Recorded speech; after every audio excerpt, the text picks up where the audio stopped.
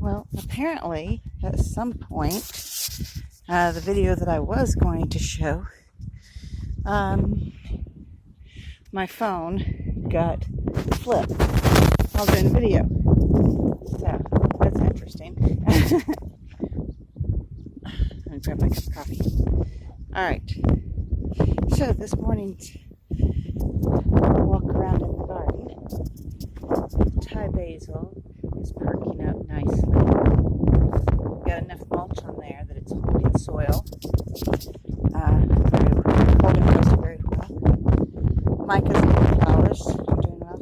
And of course, once I go pick up the phone off the fence post, the wind picks up. It could have been doing that while I was moving things around. I'm going to have to call our friend and say, hey, more mulch, please. Because I just used the rest of it. What I did not put on the beds, I raked down even because even though this is where he's going to be, this is where he normally drops the mulch. I'm eventually going to put, I think, right here somewhere. That's where I want to put my prayer space for the mornings, possibly in the evenings. It's a very nice little space right here.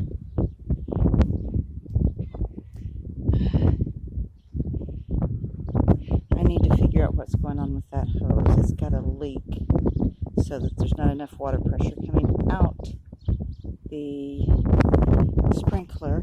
A lot of the water is coming back out the side of the hose. So I don't know if it got tugged loose or what.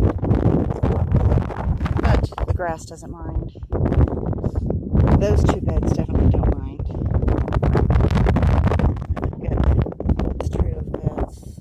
I think I need to pull this spiral around a little bit more, incorporate the globe mallows. Get a bit shade in it. Pull this around just a little bit more and back towards the other two. And Micah's little one, I'm going to have her work with me to bring that on around towards the center as well.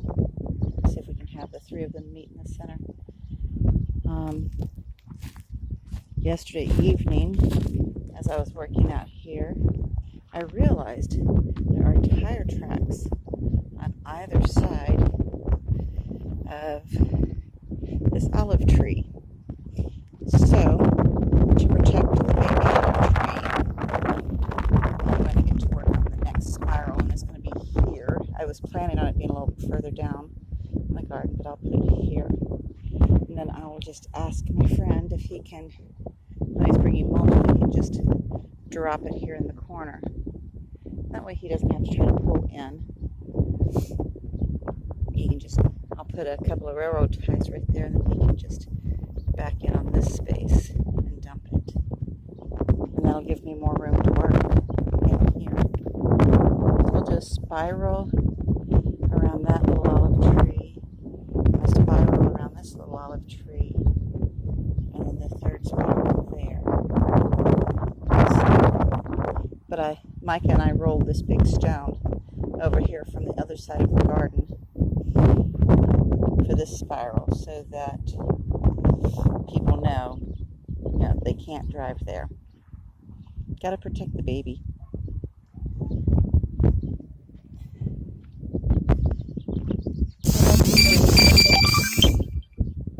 Pardon me.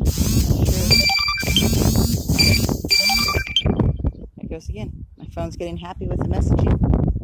Now there are all these tire tracks all around in here, which is not normal for our friend who brings mulch. He usually just backs in and dumps it, and then goes straight back out. So I'm not sure what was up with all of that. Possibly the ne'er-do-wells back again. Who knows? My friend may have dumped another really nice load of something, and they snuck in while I was not home. Never can tell. coffee's cold. Well, that was sweaty. Cold is good. The neighbor came over, cleared all the grass from along here. But, he's being helpful. I'm thankful. I just need to have my friend with the lawn care business bring me lots of mulch so that I can cover the bare ground again. Lots and lots and lots of mulch needed. This area, definitely going to leave in the wildflowers for the bees and the butterflies. A lot of folks probably wonder why I took all the limbs and sticks that my friend dropped off. The ones that I did not put in the hugelkultur beds are now here on either side of the fence. One of the things that's important to me is making a little sanctuary area for the wild birds. Number one, they need it. Number two, it will help keep them out of the garden if they have their own space. So I'm trying to figure out exactly how I want to do it. But I want to have something in this space that will have water for them. I may possibly dig a little bit of a water feature here that I could put fish in, but I don't have enough shade in this spot for that because the midday sun would be horrendous and would probably boil the fish. So I've got to figure out exactly what I'm going to do. I need to figure out how tall that little hibiscus tree will get. If it's only, if it doesn't get big enough to cast good shade, then I'll have to figure something out. If it does, then perhaps I can do, starting right here, do a little bit of a water feature that goes this direction. That will be shaded, definitely be shaded in the afternoon. If that hibiscus gets tall enough, it could be shaded midday as well. And as Dan on Plant Abundance has discovered, he's posted in a couple of his videos that he discovered that once he had a water feature in his garden, the wild birds actually left his garden plants alone, because part of what they're doing when they go for your fruit and your produce is they're looking for water, and they get water from their food. So having a water feature there will help. And isn't that a lovely view where the plants are starting to fill in on that first spiral bed that I did? So far, that's the largest spiral that we have.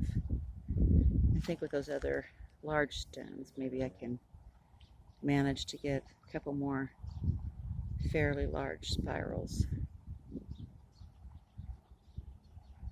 But I think right there on the west side of that Chinaberry Grove will be the perfect prayer space for me, and close to Micah's play space.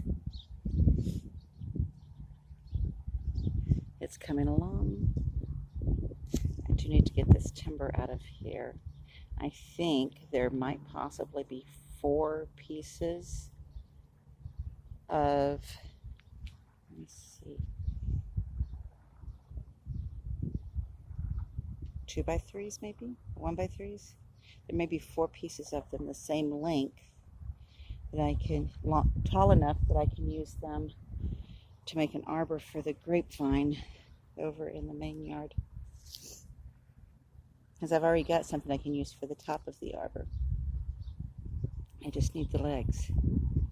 So I may be able to find pieces for that. And the rest of the pieces, perhaps put them against the fence line so that they're not in the middle of the garden space. I do have some sweet potato slips coming. And I think, in light of doing the hugelkultur and things like that. I may do just a small row of limbs right here, not digging out, but just do a small row on the surface. Go get some of the soil from the berm, put it where I do the stack of limbs, and then dig out some of this good soil here. The reason there's nothing growing on that right now is because that's where we were digging, right where I had piled the soil from that hugelkultur bed before I backfilled it. So I could dig down into this to make another swale and put that on a pile there to make a bed for the sweet potatoes. That'll have it raised up a little bit.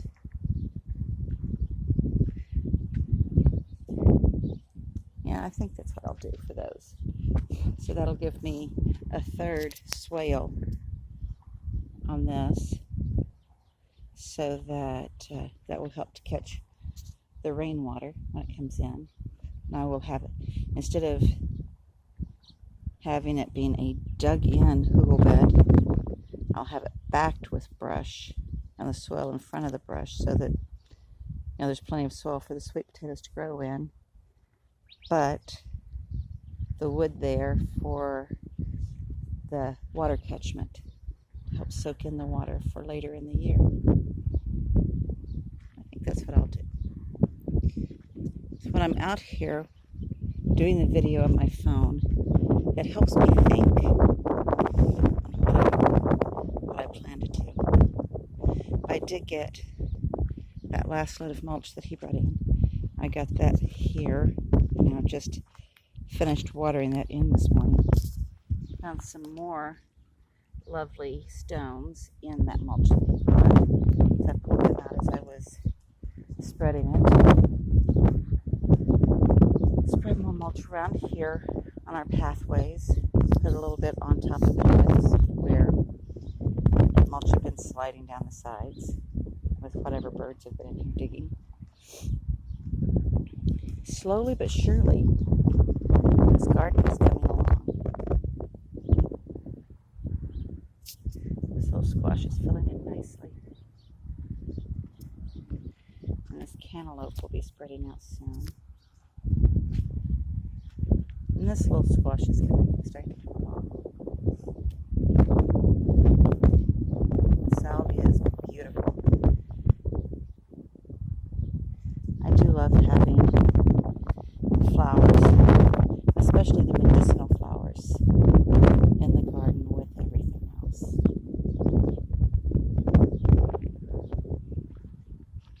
And I love incorporating the wild desert flowers into the design of the garden. And investigating what the flowers are and what medicinal purposes they may have, because many wildflowers, people don't realize it, many wildflowers do have medicinal properties. So when you see those weeds in your yard, perhaps do a little bit of research. See if you possibly need to reevaluate those weeds. See if, instead of thinking of them as weeds, shift your perspective to thinking of them as wildflowers. The difference between weeds and wildflowers is in the interpretation of the beholder. Y'all have a wonderful, wonderful Sunday.